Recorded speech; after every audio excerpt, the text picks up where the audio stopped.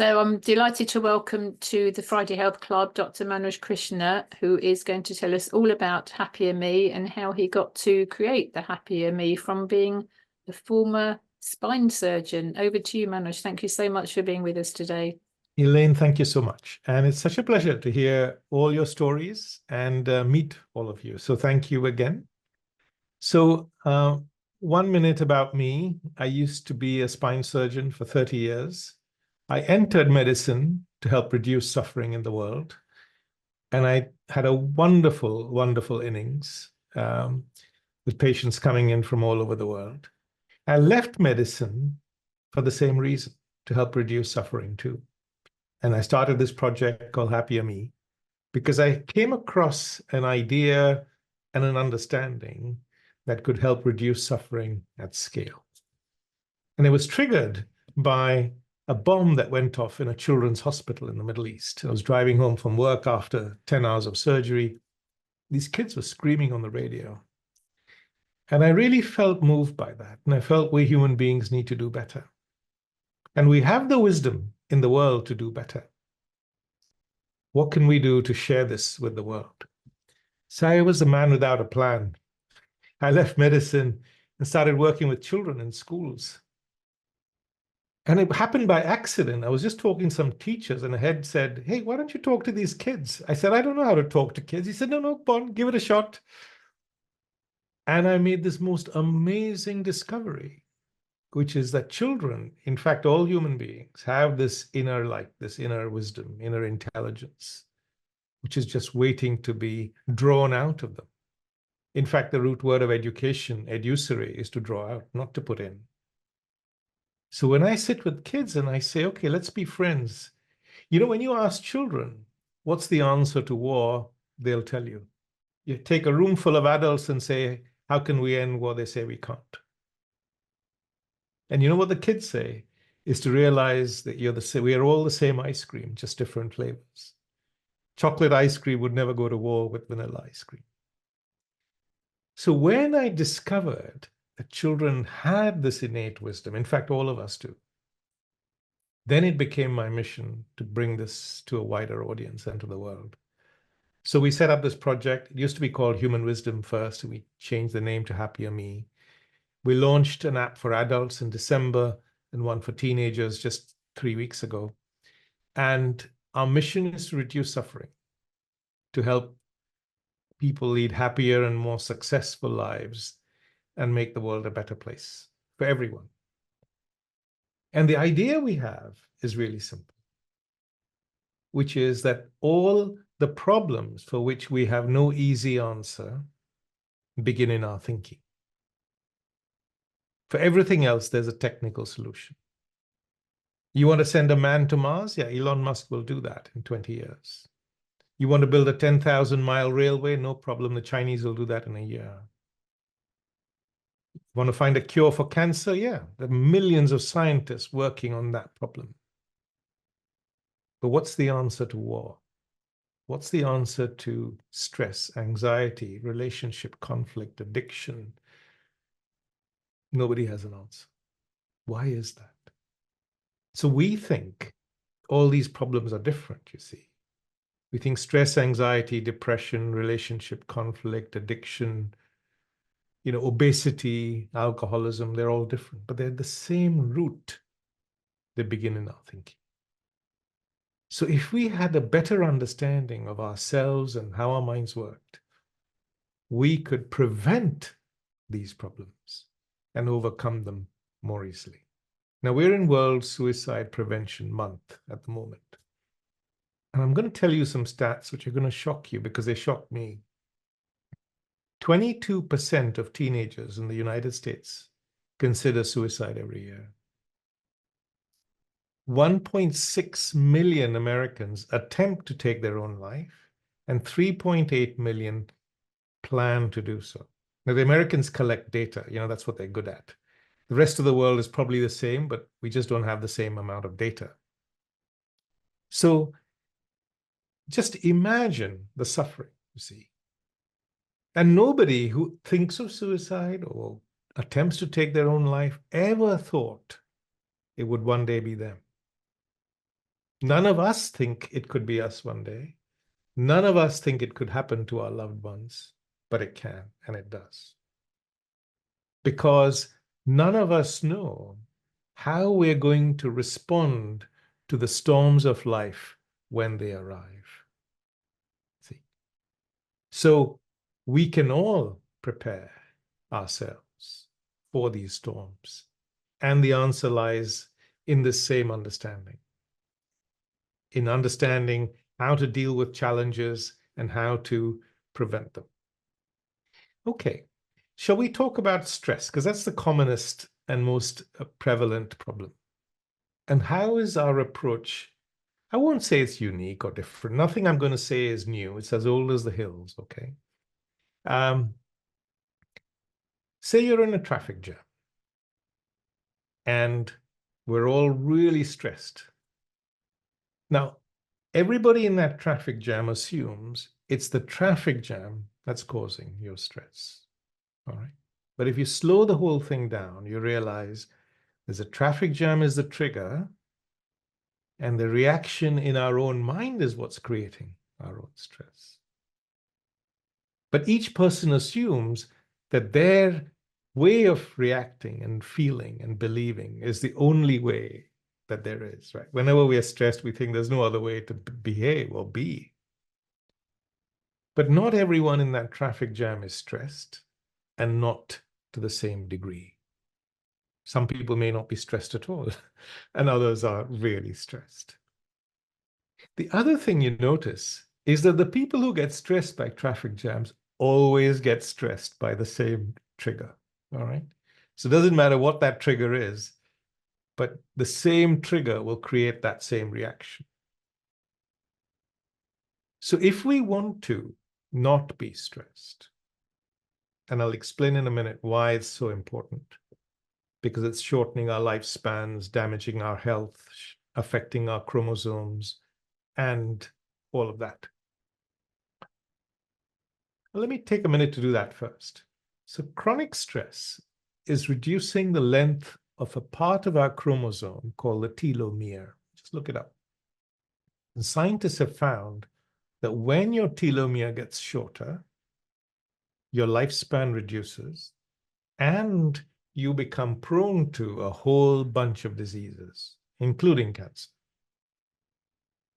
The good news is that if you can find an effective way of dealing with stress, that telomere length increases again, and you become healthier and so on. In the United States, they say 60 to 80% of primary care visits are linked to stress. In the UK, it's about 50 to 60%. So imagine the difference, the impact we could make on our own lives and in the world if we could find a way of being less stressed. All right, so back to the traffic jam. So here I am in a traffic jam. I'm really stressed. I assume it's a traffic jam that's making me stressed. And because the trigger isn't going away, I feel, oh, I can't do anything about it. My stress isn't going to go away because the trigger is so closely linked to how I'm feeling. I think it's the same thing. But slow it down and you realize, there are two things happening here. There's a trigger on the outside and there's a reaction on the inside. All right. Once I see that really clearly and I've slowed the whole thing down, then I realize, if I want to be less stressed, and I do because I want to be healthy, physically, mentally, then there's only two things I can do.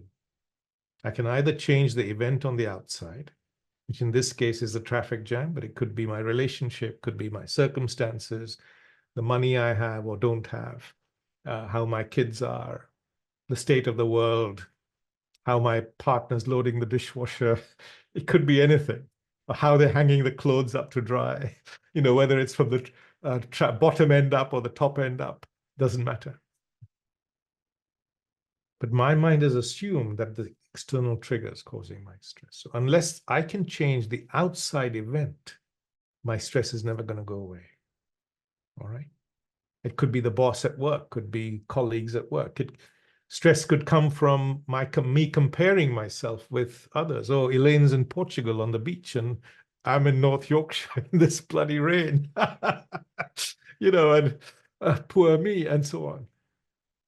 All right, so now we've come to this point where we've seen in slow motion that it's my own reaction that's creating my own stress. That is the secret of overcoming it. That's the big leap all of us need to take. It's not saying that we don't need to deal with the challenge on the outside. Absolutely. But I can be responsible for my reaction. And then I start learning, why is my mind reacting in this way? So the only thing I can do is change me.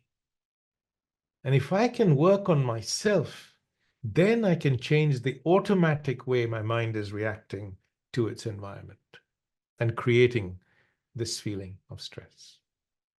And many of those reactions come from my past.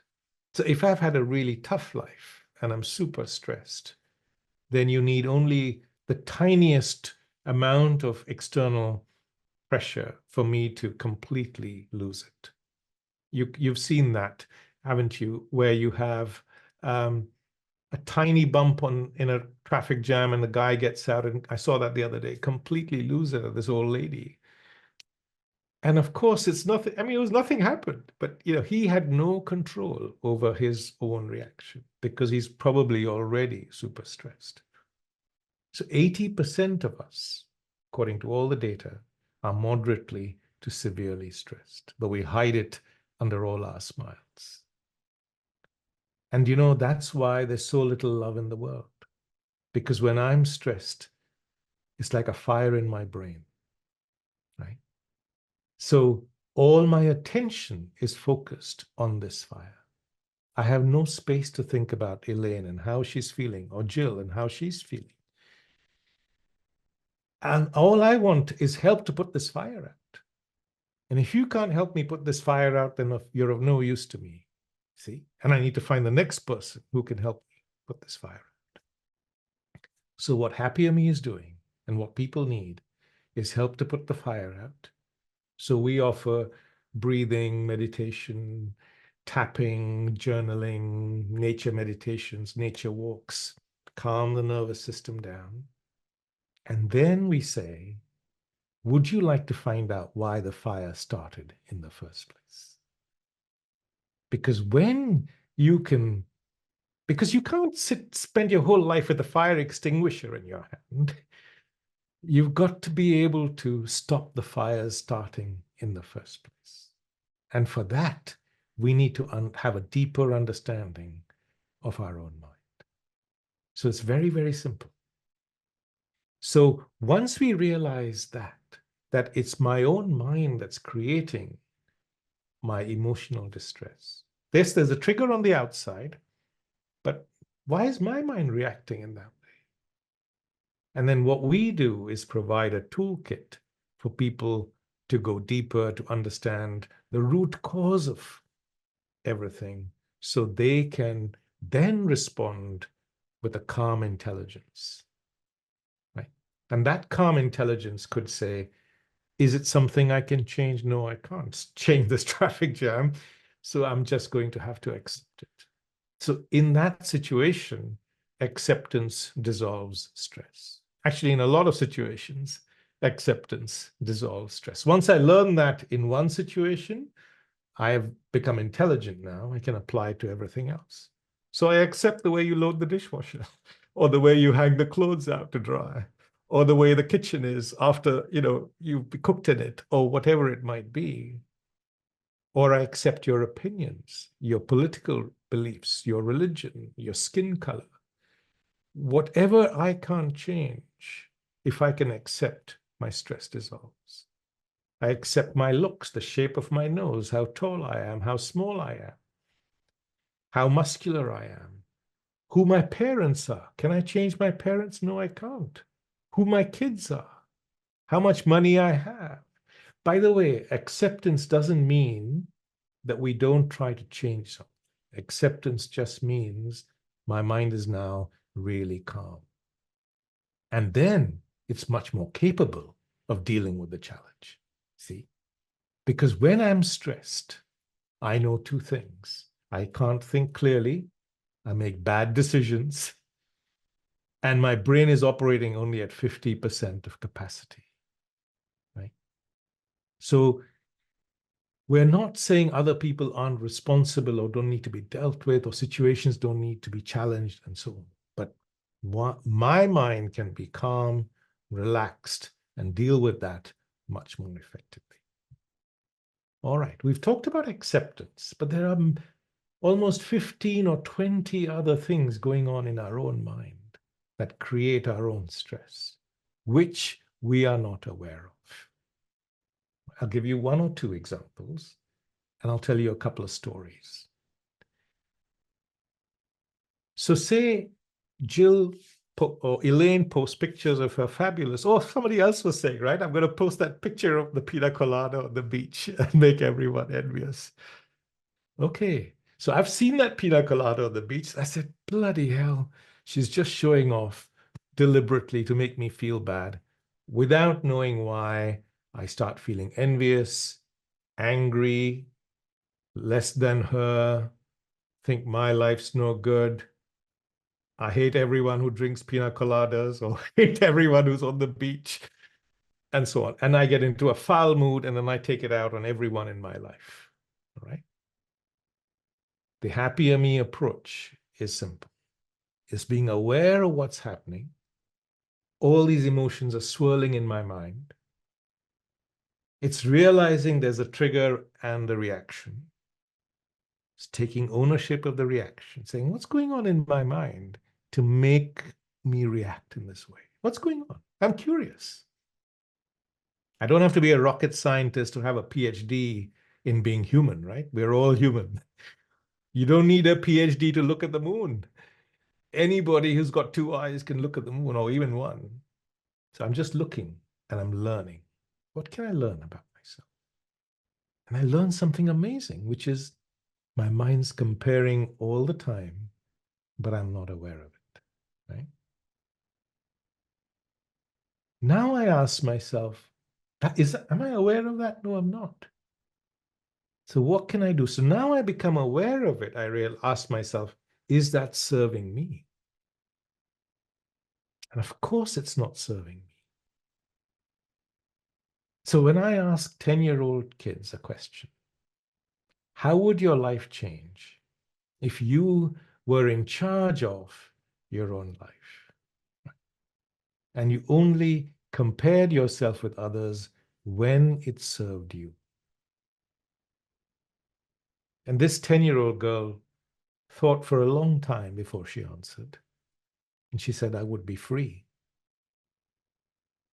So that gives you an idea of how this approach of looking, learning, and asking a question works.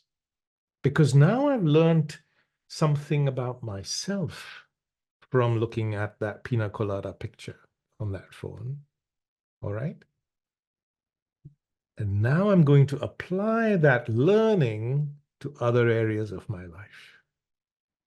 I'm going to ask myself, which other areas of my life are causing stress, which is caused by comparison?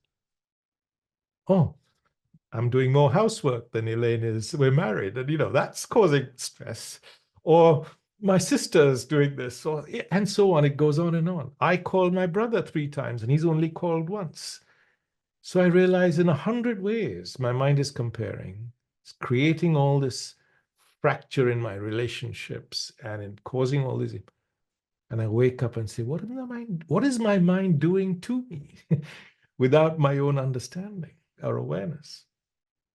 So this awareness, once you see something really clearly, as Sheryl Sandberg said, you can't unsee it. Right? And so I've become intelligent. And this intelligence doesn't require a degree, just requires 2 things: curiosity and a mind that's open to learning about itself. That's all. But the impact of this can be life-changing. So I'm going to pause there, Elaine, because I could go on forever. And I'm going to I hope that's given you a flavor. And I'm going to show you around a few resources we have if you'd like to find out more. Yeah, absolutely. Please do. Okay, so let me share my screen. Of course, then we have time for questions, right? And then I'll be happy to answer anything. So I would start with our website. It's just happierme.app. It's called Your Guide for a Happier Life. And there's a little video here with some pictures of what the app does. And the key thing is it's one app for emotional intelligence, relationships, and mental health. So we just talked about stress today. Because, the more you understand yourself, the more you can understand others.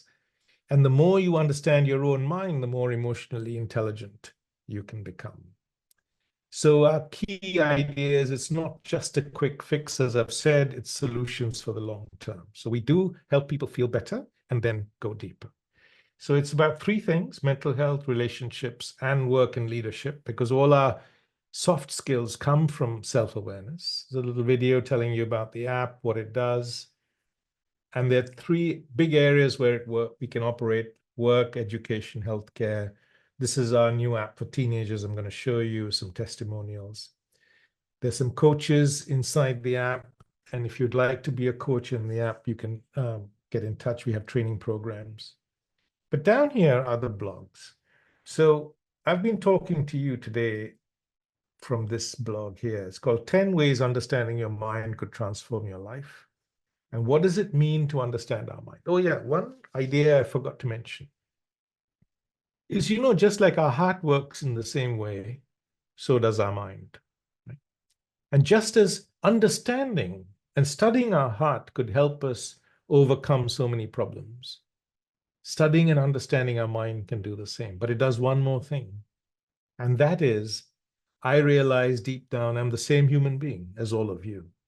And that understanding brings compassion. Compassion for someone else's suffering. Compassion for our own suffering. Compassion for all the self-criticism. Because, hey, how can ice cream criticize ice cream? It's the same ice cream, When two smokers are in a smoking shelter, they won't criticize each other for smoking because they're the same human being. So once I realize deep down I'm the same human being, I stop being critical of myself or others, and I have compassion. So this is the blog. And okay, so that's pretty much the website where I'd suggest you start. And if you click on free trial, you'll go through the motions. You'll end up on our website, on the app itself. So this is called the HappierMe app. This is the app for adults. And if you go to the menu on the top right, you'll find one for teenagers. So the teen app is here. Here are some testimonials from people from around the world, kids particularly. And in the menu itself, I'll just mention it briefly. We have a partnership program, which you can see here. And it's an affiliate program. It offers 20% for any introductions, whether it's to an individual or a company. And if you're interested in that, all the details are there, or reach out to me. Okay, so there's a free trial. You can sign up, or if you have a login, you can just register. I'll just take you through that. And I'm just going to focus on stress and show you, because we've been talking about it. All right. So there are 8 broad topics that you can explore. Mental health is just one of them. Work and leadership is another. Relationships is a third. As you know, so much of our stress comes from our relationships. How to deal with loss or addiction. 1 in 6 people have an addiction problem at the moment, maybe more if you add smartphones. How to manage your emotions, and so on. Then there's a daily practice. Young people love this one. Say you're envious today, and we talked about envy, and you type in why you're envious. So you're asked a question, okay? Write down why you're feeling this way. Who are you comparing yourself to? I save it to my online journal. And then it says, do you want to find out more? And all our resources on this come up, including the module on envy, some life stories, videos, blogs, and so on.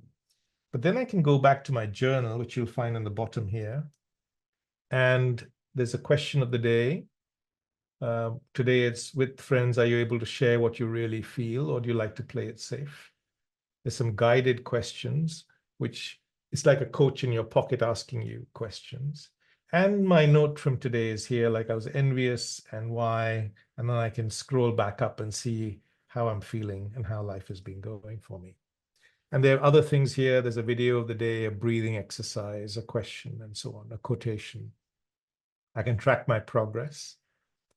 But say here now, so if I want to feel better, say I'm stressed, I can read this article on how to, difficult emotions, which is like a guide to freedom. This is like a whole article there. But say I'm stressed, I start off with breathing exercises, meditations, a short and a longer video, and a mini podcast. And all of this helps me feel better. And as I said, then I'm invited to go and explore, say, the module on stress, which explains to me, I study the subject in detail. And at the end of it, there's a possibility of avoiding stress in the future and being free of it for the long term, not just as a sticky plaster, but for the long term. And it's got conversations. Here's a talk I did on it. We have live events, so their dialogues and so on, their stories, etc. So lots and lots of content, and I'll please have a look at it yourself. But like that, we have content on all these subjects, including anger, anxiety, boredom, illness, depression, and so on. Okay, and then here's the library of all our content. So for example, if you look at podcasts, there are about 100 podcasts now, but there's a library. So here's all our podcasts on relationships, like how to communicate with kindness, or overcome loneliness, or on addiction, social media addiction, or preventing suicide, hidden drivers, and so on. Okay. If you want to go on a journey of trying to be the best version of yourself, we have this program called Pathway, which is a 5-step program. And it starts off, as I said, with developing a calm mind, then learning about myself. I talked to you all about the art of inquiry, asking questions, insight, which is, oh, I see really clearly now. And then you understand how your mind works. And today we just talked to one thing, which is my mind is comparing all the time.